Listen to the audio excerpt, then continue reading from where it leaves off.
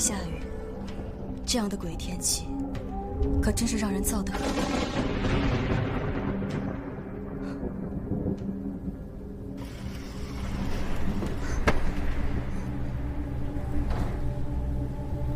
老爷这个时辰肯定还在书房习作。补汤煮好了吗？煮好了，夫人。按照我的吩咐做的吗？是，夫人。煮了3个时辰，菜梗都烂熟了。那就好，去送吧。是。哎，让老爷别太辛苦了。哎。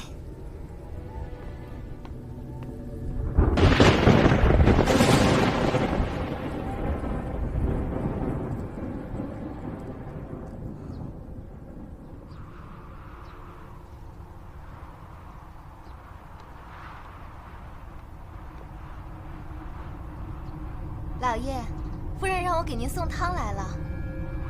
老爷，老爷。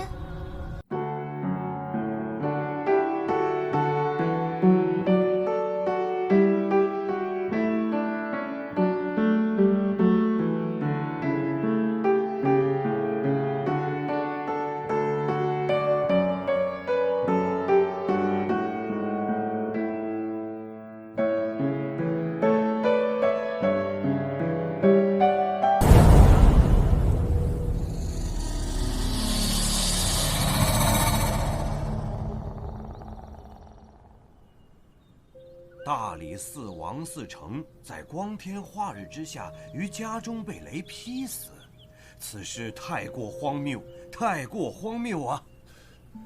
莫非这王嗣成贪赃枉法，操了天谴？休得胡言乱语！你有何证据说我大理寺官员贪赃枉法呀？我是没什么证据，可是老天爷看得真切。休得胡说！我为官清廉，就不怕遭了天谴？怎么会遭天谴呢？稍安勿躁啊！事关朝廷命官，要是消息传出，朝廷内部定会一片混乱呢。此事万万不得让陛下知晓。是啊。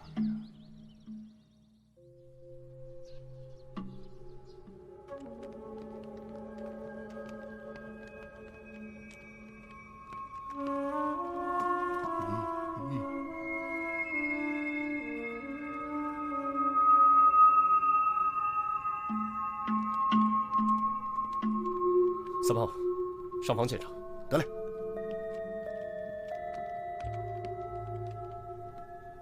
昨夜可有什么异常？府中一向门禁森严，又有专人看守，未见任何异常啊。王嗣成一直在书房中。哎，是。每天晚上主人都在房中习作。啊，是。可有人进出过？府中昨夜没有客人来访。主人平日里在房中处理公务，总是房门紧闭，听不得半点喧闹。没有吩咐，我们都不敢轻易打扰。是吗？是啊。可是，主人怎么会在房中被雷给劈死？这说不通啊！是啊。老大，避雷的龙头我检查过了，没有任何动过的迹象。双叶，尸体怎么样？除雷击痕迹之外，无明显外伤，也没有发现中毒的迹象。不是，双叶，都烧成这样了，你咋看出来的？如果先中毒再死，尸体就不会呈现这样的状态。哎，你在质疑我？啊不，随口一问。哎，要我看啊，都是他黑心者的祸。要不这雷电长了眼睛，不劈别人，偏偏进房劈他。哎，你小点声，别被夫人听见。哎呀，不怕，他在房间里还休养着呢。再说了，实话还不让人说，平时就贪赃枉法，收那么多贿赂，能不得报应吗？哎，别说了。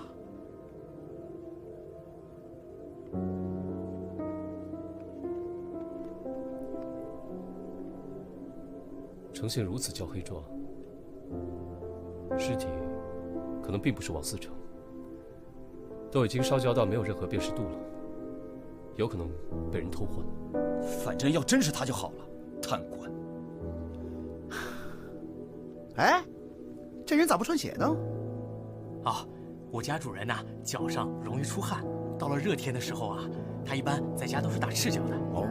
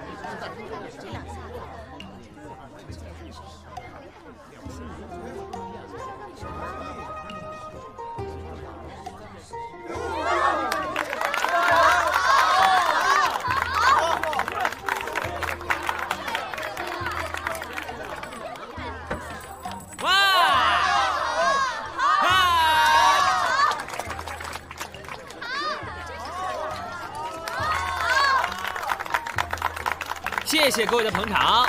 我们的幻术呢，10文钱包教包会，上天入地无所不能。哎，变戏法的，你过来。你干嘛？我要学幻术，我要学会。15文。啊，这么多，我可没有。我告诉你啊，你要学会幻术啊，今晚吃饭1个鸡腿变3个。我钱不够，我回去给我娘讨点。你给我等着，别走啊！好，不走，你快点啊！走。你怎么来了？王嗣成前夜被雷劈死，烧成黑炭，你可知道？我们老大让你去看看。不去。老大准备了香茅烤春鸡，吃不吃随你哦。烤鸡。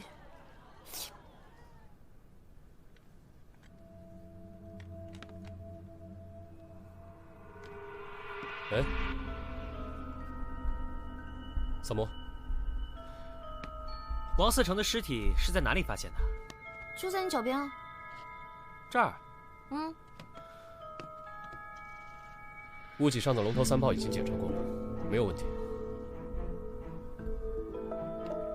不在房上，蹊跷就在房中。平常人家，房上往往设有龙头引雷，龙蛇伸向天空，蛇根连接引线直通地下。我刚看过引线了，在房内的一节竟然被截断了。什么？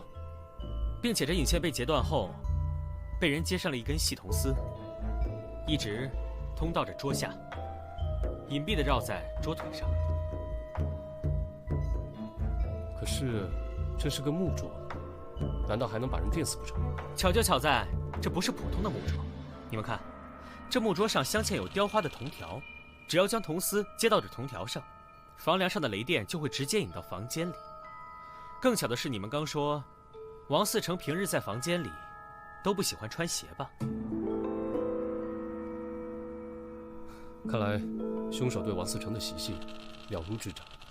每日既然只有他一人赤脚在书房习作，他需要做的只是在书桌上动手脚。可是现在尸体成了焦黑状，无法确认死者身份。去把王夫人请过来。是。一会儿，我们一起去看看王思成的尸体。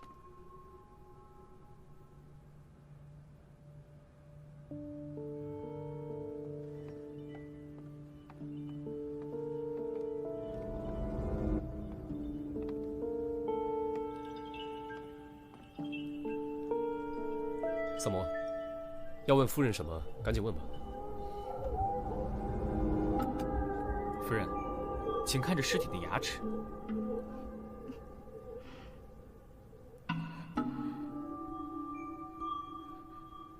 是不是王思成？是他，缺了3颗牙，是景泽。你怎么知道？今天我路过厨房的时候，碰巧看到了。哎，我为了办案看的。我今天去厨房，看到了下人给王思成煮的汤，把芹菜煮烂到那个程度，说明王思成一定是哑口王。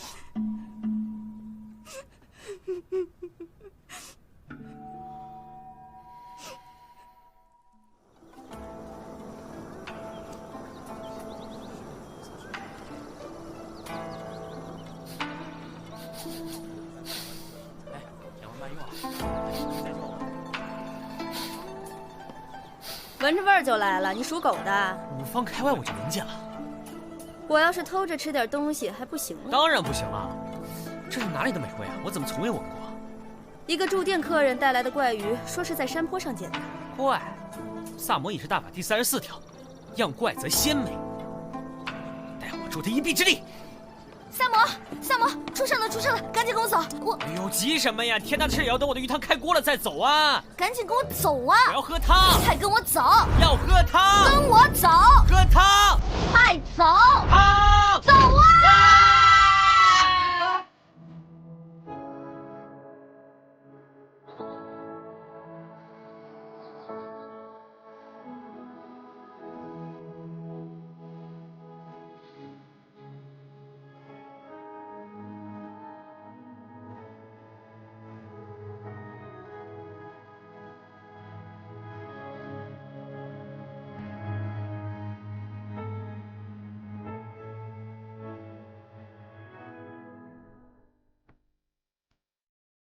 死者陈耀宗是个书生，伏案习作时被劈死在家中。哎，这尸体可真有造型感。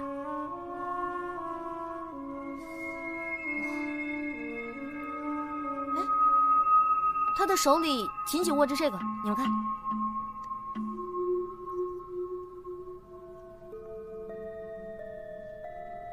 你知道这是什么吗？这书生在平康房有一位私交甚好的小燕姑娘，这东西可能是他给的定情之物吧。来人，在，去把小燕姑娘找来。是。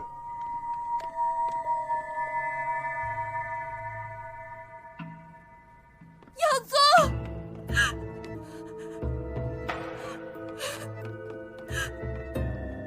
宗，耀宗，为什么这么狠心离开我？为什么？我问你，知道这是什么吗？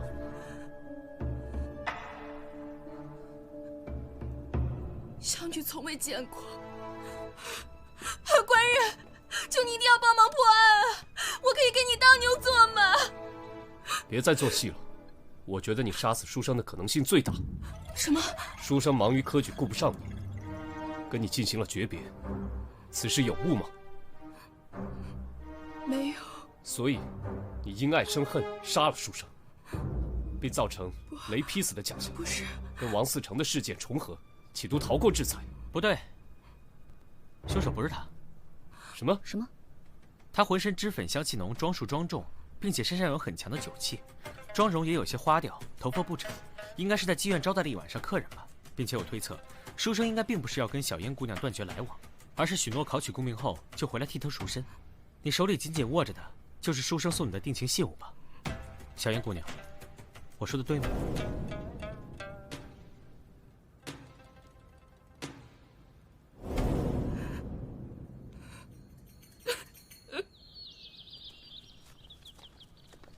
想问就问了，干嘛藏着掖着？我没有。爱问不问，难受的是自己吗？哎，小撒，是我想问啊，那个你怎么发现小燕姑娘嚎啕大哭是为了玉佩的事儿？很简单，她进来的一瞬间，第一时间就是摸自己胸口以上2寸的地方，不是心口的位置，所以不是为了平复呼吸，而是说明她的胸前挂有饰物。而且王思成夫人也让我见识到了，死掉爱人的那种伤心是养不出来的。虽然我不太理解那是一种什么感觉。王思成的尸体那边还有没有发现？暂时没有。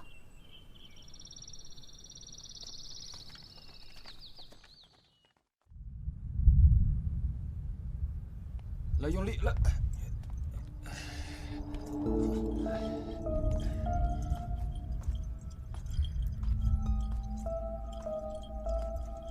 你们这是？啊，朝廷下令，防火防雷。用这个？嗯。找一块4寸的鱼尾形状的铜瓦放置在屋顶上，就可以避免雷电引发的天火。你们这个不行的，不行的。东起泰山雷，南起衡山雷，西起华山雷，北起衡山雷，中起嵩山雷，五雷速发。欲请时请，阵图高猛，水天二极混一成真。五雷击毁皇宁，阴云变化后见群情。复机智，突发扬声，声雷急速行，气机如律令。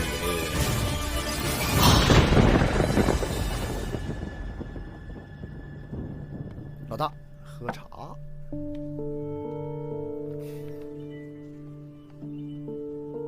如果按照萨摩所说，可以排除小燕作案嫌疑的话，就要从别的地方入手了。大理寺城、书生，这2个案子，这2起雷击事件发生的时间相近，案情相似，想必必定有联系。子苏，你回想一下。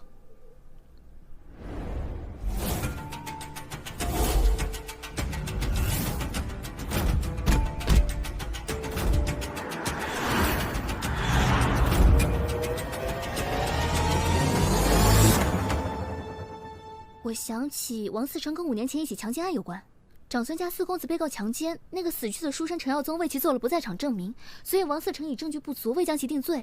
这件事情很蹊跷，但是当时并没有更多详细的记载，均一笔带过。案子于武德9年农历11月初4未时结案，当日晴，艳阳高照，气温宜人。牛。当年案子的证人，果然是那个书生。这就是2人的联系。三炮，哎，你去探查一下那个妇女的亲人。好，这就去。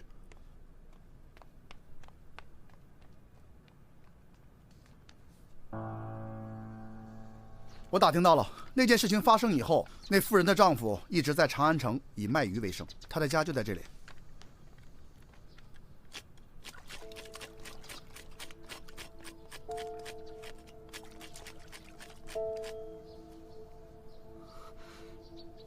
想必你已经知道大理寺城和书生的事情了。嗯，我知道。那你可知道，这2个人都与你妻子的案子有关？老天开眼，为我报仇雪恨。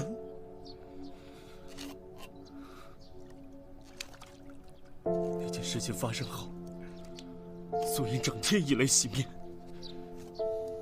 告诉我他已经不再是当年的人了，让我写休书休了他。每天洗好几遍澡，一遍遍冲刷自己的身体，都搓掉了一层皮，还吵着喊着自己脏。有一天，我从鱼市上回来，苏英他就上吊而죽，身上的皮还都是烂的。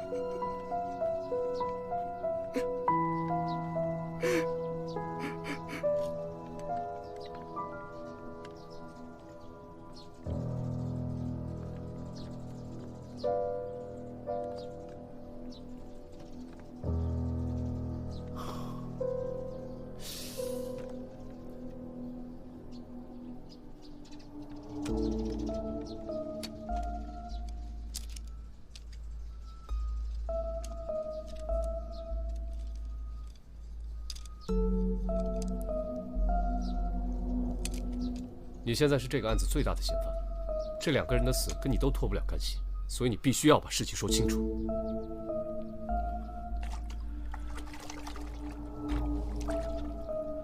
如果有可能，我真想亲手杀死那2个畜生。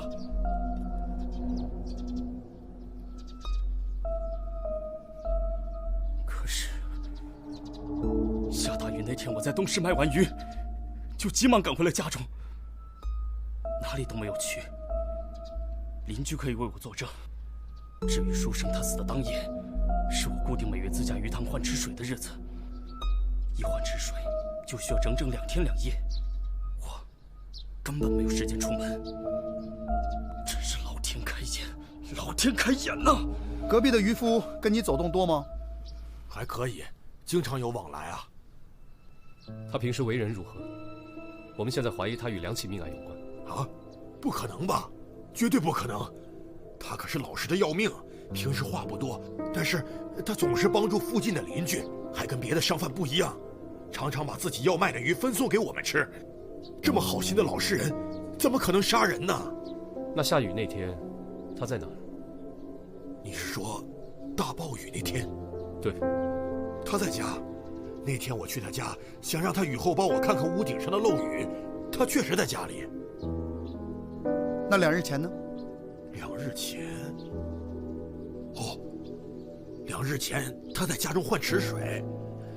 昨天早上我妻子还抱怨晚上睡得不好，是因为被王老汉家里巨大的换水声给吵醒了好多次呢。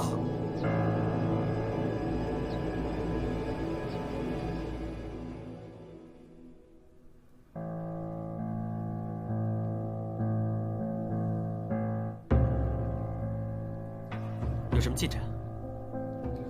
书生的口、鼻、脏器内均没有发现灰烬，也就是说他是死后被焚尸的，身体内也没有中毒迹象和外伤致死的状况，心也是麻痹状态，所以说应该就是雷劈致死，可能是我们想太多了。哦，还有，他手上握着的铁牌除了纹样奇特外，没有其他发现。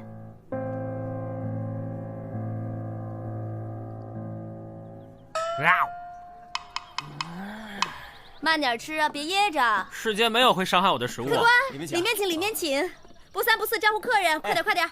请。上面还有厢房啊。哇，我怎么从来没吃过这么好吃的鱼啊？这什么鱼啊？哪来的？最近的鱼市在卖很多奇怪的鱼，只要是我没见过的，我都会买来尝一尝。四娘，我发现你的手艺有进步哎。吃完赶紧朝案去，老娘等着收尾款呢。我差点忘了，你看这个。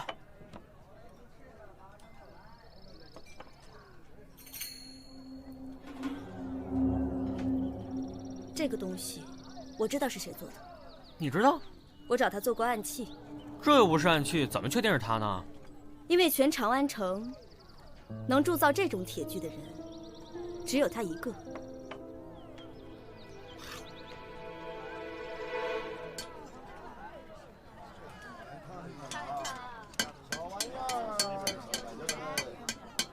小哥，你看看，你认得这个吗？出自我之手，怎么不认得？那你可还记得你把这个铁牌卖给了谁吗？这种专门定制的铁牌，我只做了2个，都卖给了一个从吐蕃来的巫师。谢谢啊。都卖给了从吐蕃来的巫师。我也听坊间百姓说过，这个巫师通晓雷电之术，还知道大家如何安装避雷装置。要利用这一点和巫术来杀死大理寺丞和书生，都再容易不过。没错，吐蕃向来和我大唐战火不息，近来局势更是紧张。也许巫师正为该国派来的杀手，先灭大唐官员和才子，然后灭国。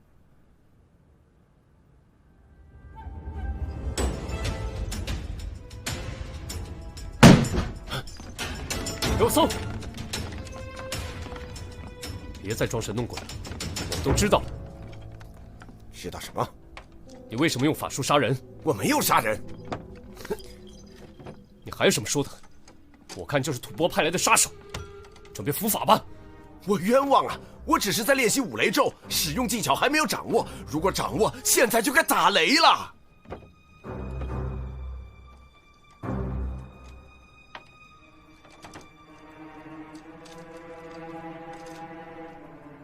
还敢狡辩！死者手中的铁牌，据说只卖给了你一个人，不是你是谁？这太可笑了！我确实在永乐坊的师傅那里买了这个铁牌，但是我是用来制作法器、一观天象使用的呀。少卿，找到这个，怎么样？的确和书生手中的一模一样。搜到些衣物。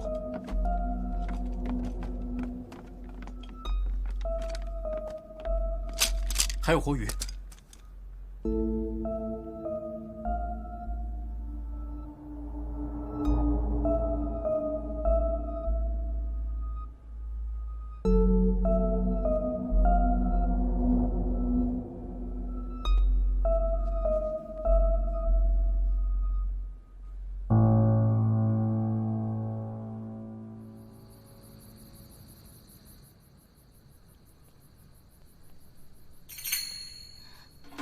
你看这，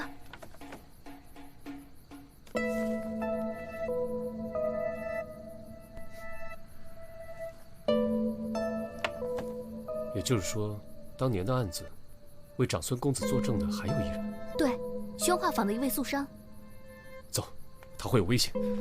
又有一人被电死了，死者是宣化坊的一位素商。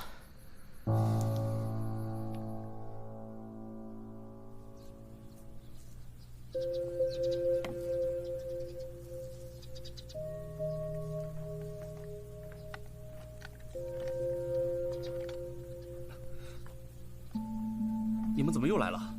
昨夜跟你妻子的案子有关的那个素商死了。看来我烧的香真的一炷都没白费，苍天助我。所以你们是又怀疑我了吗？不然如何？死掉的3个人都和你妻子的事情有关。我明白，我确实有最大嫌疑。可是我身体不适，都没有出摊卖鱼，在家休养了1天，哪儿都没有去。你们可以随便问街坊。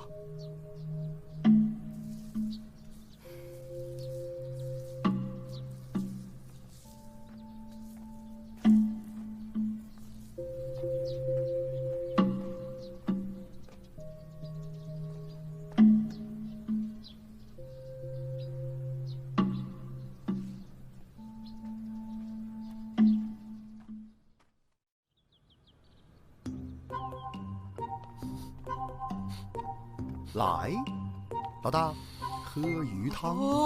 这鱼汤可炖了很久哦。嘿，你傻呀？嚯，是挺烫啊。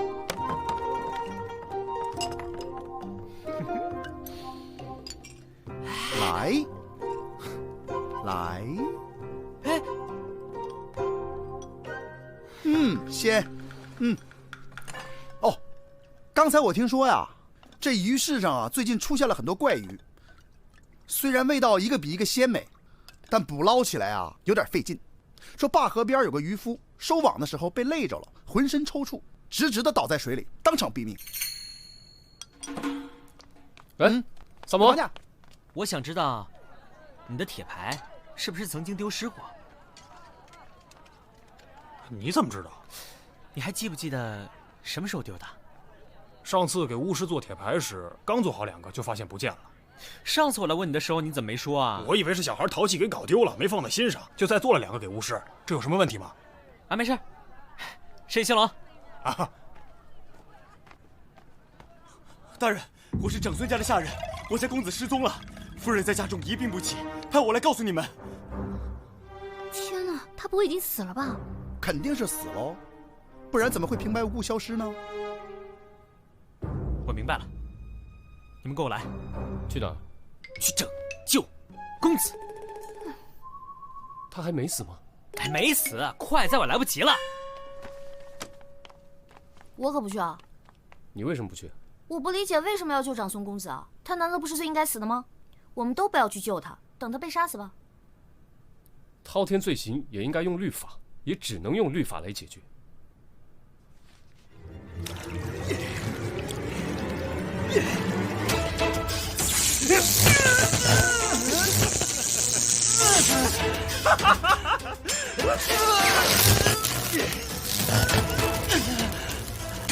现在你知道什么是痛苦了吧？去死吧！不要！不要！不要！住手！闭嘴！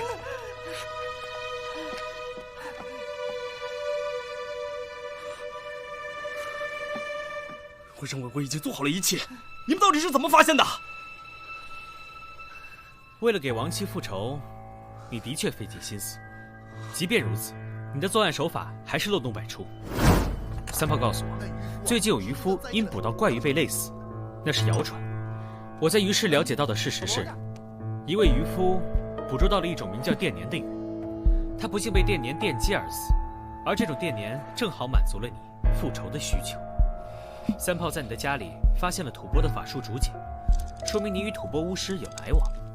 我们搜查了巫师的住所，他的衣物都破烂不堪，鞋底也快被磨破，可见生活定十分窘迫。我看到他画的五雷符咒是错的，说明他确实不懂术法，但他知晓些万物之理。还有活鱼啊！我们在巫师家还搜到了活鱼。巫师供述说，你在贩鱼的途中与他结识，得知巫师喜欢吃鱼，你就经常带着捕来的鱼去拜访他，他便授予了你一些引雷制电的原理。后来你得知巫师在铁匠处定制了小铁牌做法器，所以你趁铁匠不备偷走铁牌，用铁牌作案，并故意将其留在案发现场，栽赃陷害于吐蕃巫师。作为一个渔夫，你经常送鱼到那些官员府邸，跟下人们混得熟了，甚至可以随意出入戒备森严的王嗣成家，对王嗣成平日的起居作息自然也是了如指掌。你伺机潜入王嗣成书房，将避雷的铜线连接到有铜条装饰的桌子。雷雨之日，王嗣成赤脚在书桌前习作，便出现了在房内被雷击致死的怪象。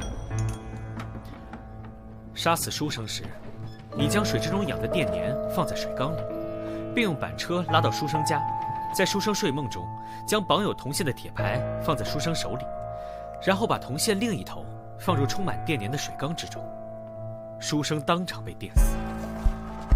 然后你放火烧尸，再将其放回床上，营造与王嗣成一样在室内被雷劈的假象。行凶后，你把电鲶弃在了山坡上，以为会有畜生吃掉。一个住店客人带来的怪鱼，说是在山坡上捡的，没想到却被客人带回了凡舍，被四娘烹制，真巧。再说说你的不在场证明，书生被害当晚，你说你在换洗水池，邻居作证，听到换水动静很大，那声音我在鱼市里也听到了，是鱼翻腾的声音。这种体型硕大的电鲶需要大量的小鱼作为食物。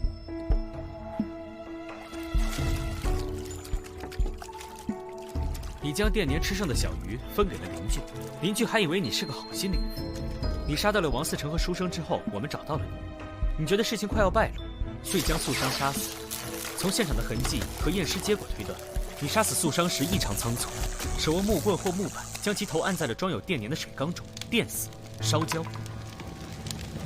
我在案发现场发现了大量的水迹，你说你当天生病没出门，可是为什么你的鞋子却全是泥巴？院子里装鱼的板车也是湿漉漉的，你有什么要反驳的吗？哼，我佩服你。不过，我的报复计划也快要完成了。没错，就是要杀掉他们。可他们都该死，都该死！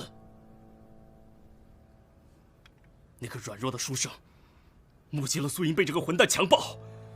但是却位于强权，而做了假证。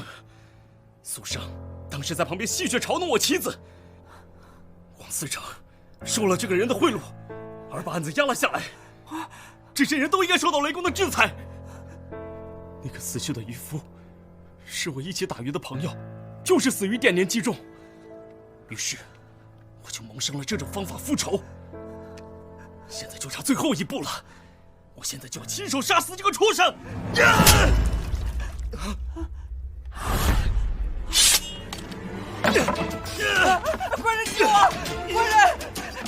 快点救我！放手！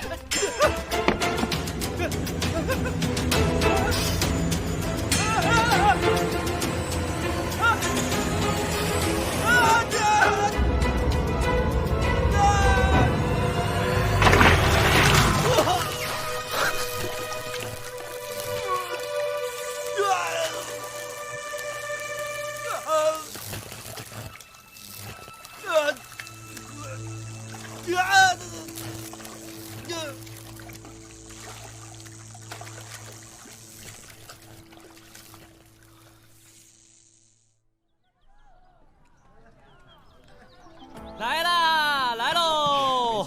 久等了，久等了！哦，来！哎，我告诉你们说啊，以后呢，你们再也不能说我萨摩多罗只认钱不认朋友了啊！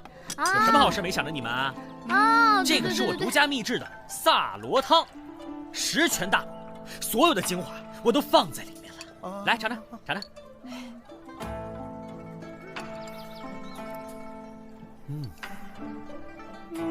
不错哦。真好喝。不过这渔夫虽然杀了人，从某种意义上来说，也算是替天行道了。总结得对，耶！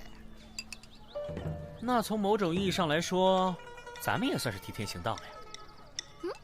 什么意思啊？鱼汤，鱼汤挺好喝的。对啊，还行。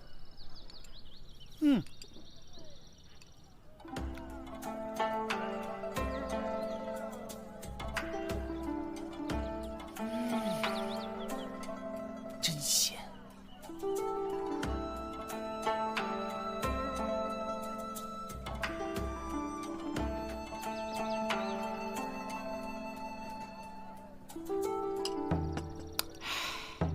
说不定啊，渔夫就在你们3个的肚子里呢。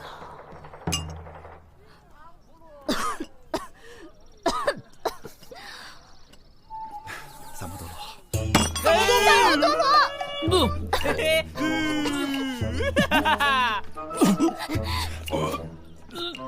任何人都不能打着主持正义的名号剥夺他人的生命权。我掐死你！